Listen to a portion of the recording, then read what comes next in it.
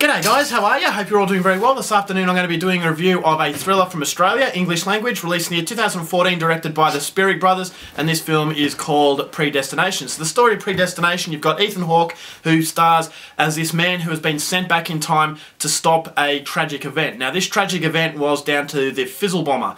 This is a terrorist who has gripped the city in panic because there has been an explosion that has resulted in 11,000 people losing their lives. So Ethan Hawke's character is sent by a secretive organisation to go back in time and to foil the plans of this bomber and to save all these people. So the prevention starts off by him going into time, doubling as a bartender. He meets this very mysterious woman in the bar, and it turns out that this woman has a lot of similarities with Ethan Hawke's character, and in fact she holds the key to stopping the bomber. So whether or not they can stop the bomber in time, that's something you're going to have to find out for yourself, because that's as far as I'm going with my synopsis.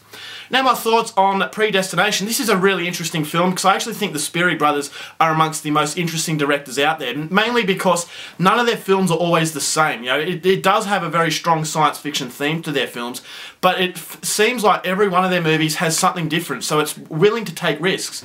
And even if you are a Spierig brother film fan, you're never quite sure what to expect, and that's very similar to M. Night Shyamalan. I think M. Night Shyamalan is one of the most brilliant directors going around because he's so different, and a lot of people hate his stuff, but at least they're very different from each other. So coming into Predestination, I didn't really know what to expect, but I had high expectations based on the fact that I'm a big fan of these guys. I love Undead and I love Daybreakers. So coming into Predestination, those expectation levels were high and those expectation levels were met. Now the only thing I didn't like about the movie was not the film itself, but the way the film had been made.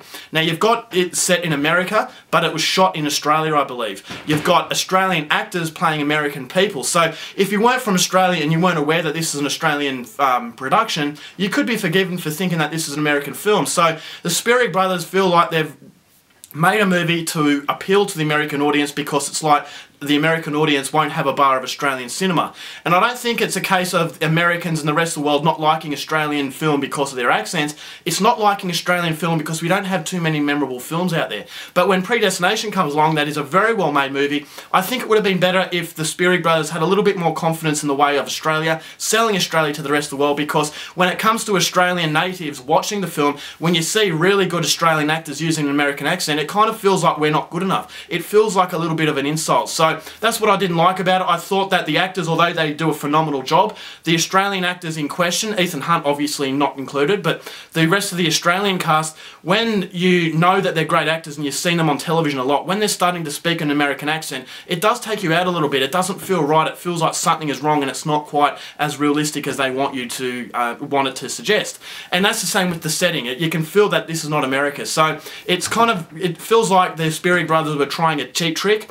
And if you're from the United States, you probably won't realise, but if you are Australian, I just think a little bit more respect for the Australian audience would have been a lot better. But as I said, that's not a criticism of the film itself, but that's the only negative I could find, and that is a good thing, because if the negative isn't with the film itself, then it means it's a very memorable experience, and a memorable experience it certainly was. Now, this is a time travel film, and time travel films to me are so much fun because you've always got the thought processes. At the end of the film, there's unlimited possibilities that you can rack your brain around. Like if you change something in the past, how your future would become.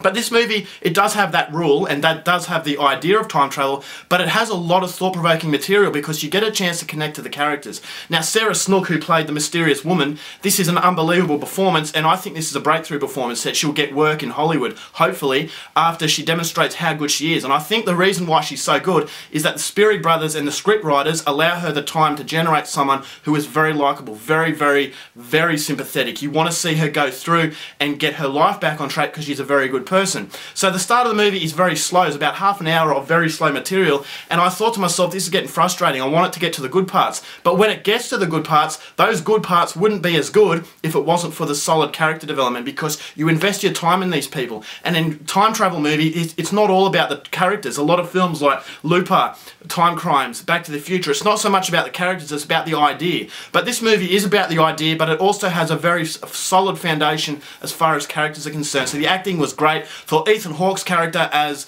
the guy who meets Sarah Snook's character, I thought the chemistry between them was fantastic. It keeps you very much enthralled, and the twists and turns that come about in the film concern these two. And you just think to yourself, wow, this is getting a lot better.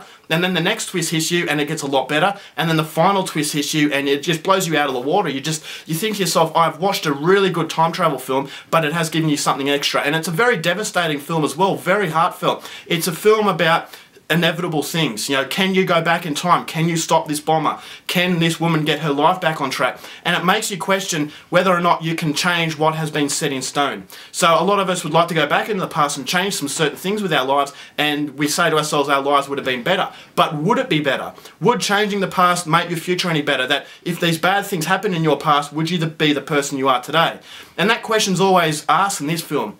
And that's why I liked it as much as I did, because it gives you a little bit more of a solid base than just a simple entertaining film. So it's got a really entertaining premise, very interesting idea that does run very, very well. The slow build-up, I do suggest that you keep through it because you will be rewarded. It becomes a very, very powerful and emotional film by the end of it because of the attention and time to detail that the Spearig brothers have created. So this is my third film that I'm going to be adding in my top 10 for 2014, which is unheard of. This, The Babadook, and These Final Hours. It's been a very good year for Australian cinema, and Predestination is definitely one that stands up alongside those movies. So overall, for Predestination, I'm going to give it 4 stars. If you like your time travel films, then this is definitely one to check out because it's got a very entertaining premise, and it's also got a lot of thought-provoking material that's very depressive, and it's kind of uplifting as well. So this is a very good film, and I would highly recommend it. Alright guys, that's my review. Hope you enjoyed it. Till next time, keep watching movies, and I'll see you later. Bye.